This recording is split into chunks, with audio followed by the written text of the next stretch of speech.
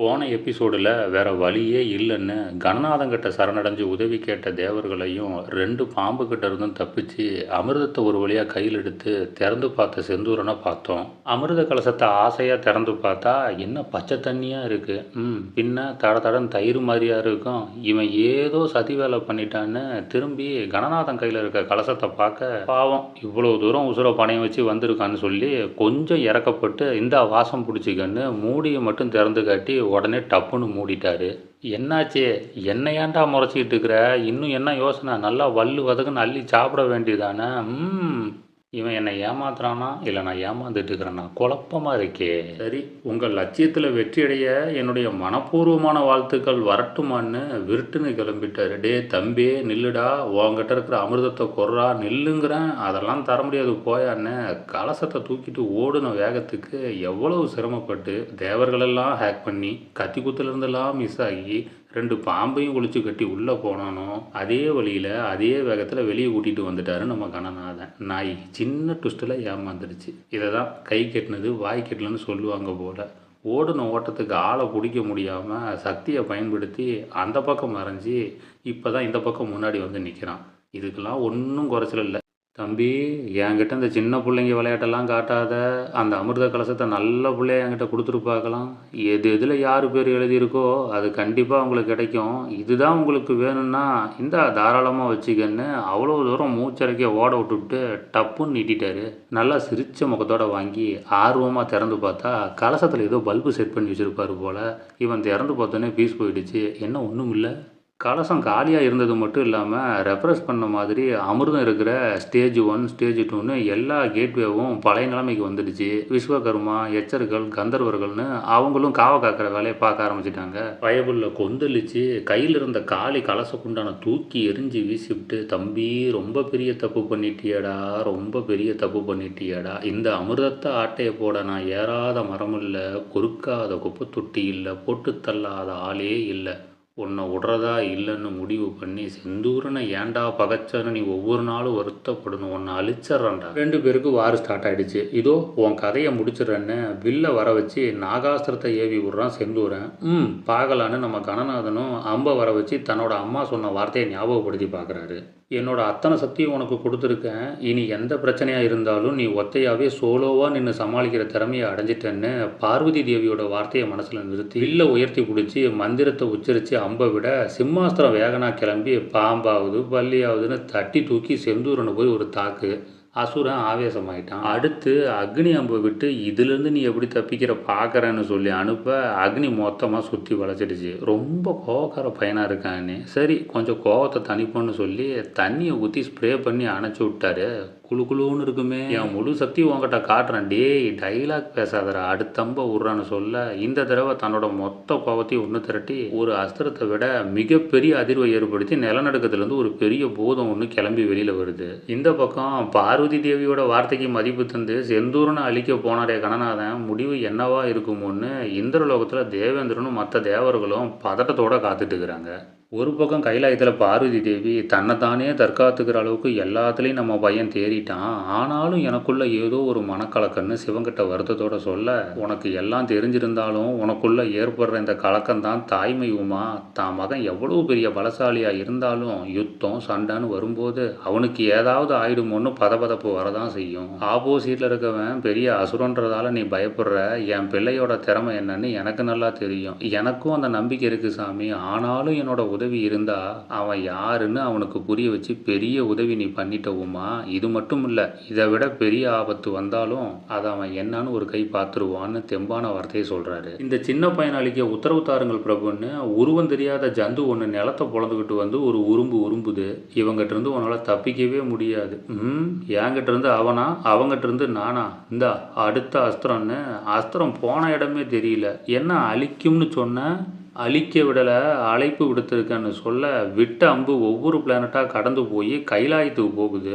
என் கோப தீயிலிருந்து உருவான வீரபத்ரா வெளிப்படுன்னு கணநாதம் விட்ட அழைப்பை ஏற்றுக்கிட்டு நம்ம சிவன் வீரபத்ரருக்கு அழைப்பு விடுறாரு. எதிராளி மந்திரம் நிறைய போல தந்திரம் கொண்ட கொடிய வர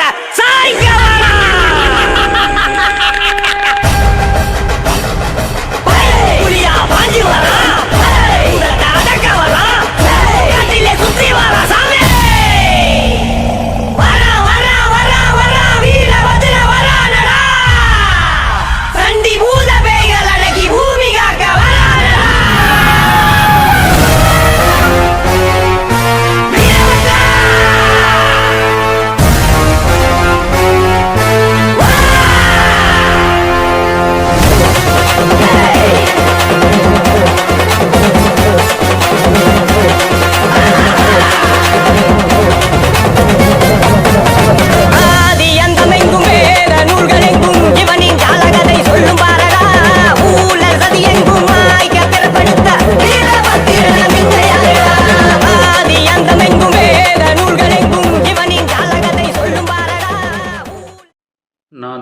காக்க எதையும் செய்ய தயங்காதவன், அதர்மத்தை அழிக்கிறவன்னு வீரபத்ரர் இன்ட்ரோ ஸ்பீச் கொடுத்துட்டு இருக்கும்போதே மண்ணுக்குள்ளேருந்து வந்த அந்த மண்டவோடு கதையை தூக்கி அவர் மேலே வீச வீரபத்ரர் பற்றி எரிய ஆரம்பிச்சிட்டாரு.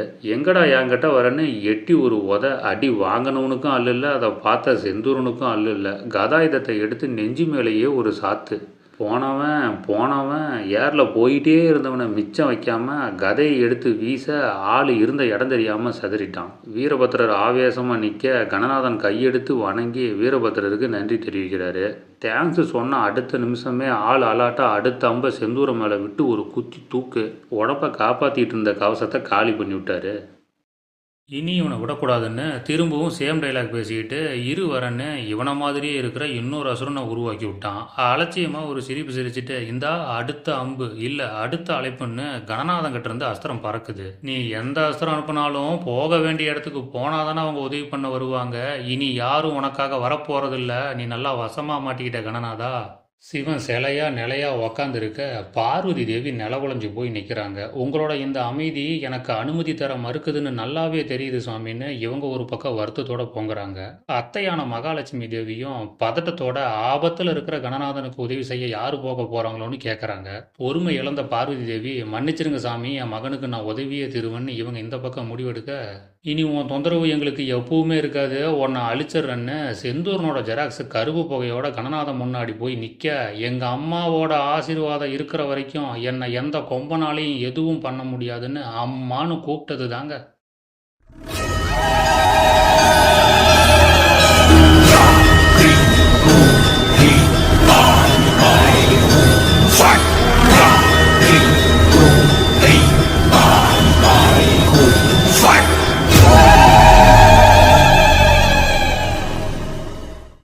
காளியை பார்த்த செந்தூரனுக்கு வயிறு கடமுடாங்குது. என் பிள்ளைகிட்டையாடா போறேன்னு அண்ட சராசரமும் அதிர அவளுக்கே உண்டான அந்த ஆவேசம் ஆக்ரோஷன்னு அடி எடுத்து ஓடி பாஞ்சி காவு வாங்கும். அந்த காளி கைத்தை வீசி கழுத்தை இருக்க அந்த காணல் கதறி துடிக்க எந்திரிச்சு நில்லுடான்னு உடனே வாழை கையில் எடுத்துட்டாங்க. வாழை சொல்லட்ட பையன் எஸ்கேப் ஆகிற மாதிரி ஆட்டம் காட்டுறான். என்னடா என்கிட்டே விளையாட்டான்னு அந்த கொசுரை அப்படியே உள்ளங்கையில தூக்கி வீச சூரிய கிரகத்துல போய் ஆள் இருந்த இடம் தெரியாம பஸ்பம் ஆயிட்டான். தன்னோட அம்மாவான காளி தேவிக்கு நன்றி சொல்ல பாசத்தோட ஆவேசம் அடங்கி ஆசீர்வாதம் பண்ணி காளி தேவி கிளம்பிட்டாங்க.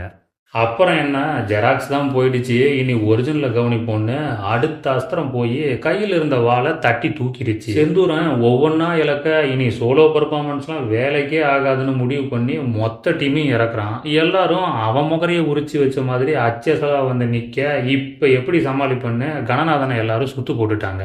ஓ அப்படியான்னு இந்த முறை அம்பை இழுத்து பிடிச்ச விதமே வேற லெவல்ல பில்டப்பா இருந்தது. என்னோட ஆயிரக்கணக்கான வீரர்களை தூக்க ஒருத்தனா சாத்தியமே இல்லை. யார் அந்த வீரன்னு தெரிஞ்சுக்கலாமான்னு ஆள் வரத்துக்கு முன்னாடியே ஆர்வம் தாங்கல அசுரனுக்கு. உதவிக்கு ஆளை வர வச்சிட்ட செந்தூரா, நான் 1000 பேரெல்லாம் கூப்பிட போறதில்ல, ஒரே ஒருத்தர் போது எனக்கு. இதோ அடுத்த அஸ்திரம். 1000 வீரர்களுக்கு ஒருவன் இணையானவனா? சாத்தியமே இல்லை. யார் அவன்? வேலோடு வந்திருப்பவன், உன்னால் வேதனைப்படும் அமரர்களின் சேனாபதி, வேலன், வேதத்திற்கு சீலன், பார்வைக்கு பாலன், பகைவர்களுக்கு அவன் ஆவான் காலன்னு அண்ணனான கணநாதன் கிட்ட இருந்து அழைப்பு வந்த உடனே அழகனுக்கு அப்படி ஒரு ஆவேசம். 1000 வீரர்களுக்கு இணையான ஒரே ஒரு வீரனா நம்ம முருகன் நிக்க இவங்க 2 பேரையுமே சேர்ந்து போட்டு தள்ளுங்கடான்னு டீம் லீடர் செந்தூரம் ஆர்டர் வைக்க மொத்த டீமும் ஆவேசமா 2 பேருக்கிட்டையும் நெருங்குறாங்க. செந்தூரம் செய்யற வேலை கொஞ்சம் கூட சரியில்லைன்னு சரஸ்வதி தேவியும் பிரம்மதேவரும் எம்பெருமானுக்கு விஷயம் தெரிஞ்சதுன்னா நிலைமை என்ன ஆகுறதுன்னு கோவப்படுறாங்க. இதோ சக்தியோட பிள்ளை அமரர்களையும் அண்ணனையும் காப்பாத்த அசுர மாதிரி நிக்கிறாரு. தேவர்களோட விஷயத்துல தப்பு பண்ணுன அப்பவே உன்னை முடிச்சு விட்டுருக்கணும், தப்பு பண்ணிட்டேன். வெற்றிவேல் வீர வாள் எடுத்து சுத்த ஆரம்பிச்சிட்டாரு. கூட்டம் முன்னேறி வந்துகிட்டே இருக்க கொத்து கொத்தா எல்லாரும் சரிஞ்சு விழுகிற அளவுக்கு சூறை ஆடுறாரு. கையில வாள் இருக்கும்போது கருணங்கிற வார்த்தைய கந்த மட்டும் இல்ல எந்த ஒரு வீரனுமே பார்க்க மாட்டாங்க போல. சாமர்த்தியமா செயல்படுறதா நினைச்சு செந்தூரனோட ஜெராக்ஸ் எல்லாம் சக்தியை பிரயோகிக்க சடனா பிரசன்ஸ் ஆஃப் மைண்டை பயன்படுத்தி கேடயத்தை வர வச்சது மட்டும் இல்லாம வந்ததை அவங்க பக்கமே திருப்பி விட்டுட்டு சோழி முடிச்சு விட்டாரு. நீ எவ்வளவு முயற்சி பண்ணினாலும் அழிக்க அவங்க வந்துகிட்டே தான் இருப்பானுங்கன்னு அலட்சியமா செந்தூரன் சிரிக்க வேலை எடுத்து சிலம்ப சுத்தி எல்லாத்தையும் பறக்க விட்டுட்டாரு. செம கடுப்பாயிட்டான் செந்தூரன். சகோதரன் கையெடுத்து கும்பிட்டு ரொம்ப நன்றி சரவணான்னு சொல்ல கடமையை சிறப்பா முடிச்சுட்டு அருட்பெருஞ்சோதி கிளம்பிட்டாரு. உடனே தாமதிக்காம ஒரு அம்பை விட்டு ஃபைனலா ஒரு வார்னிங் பண்றாரு. அதுலயும் எஸ்கேப் ஆயிட்டான்.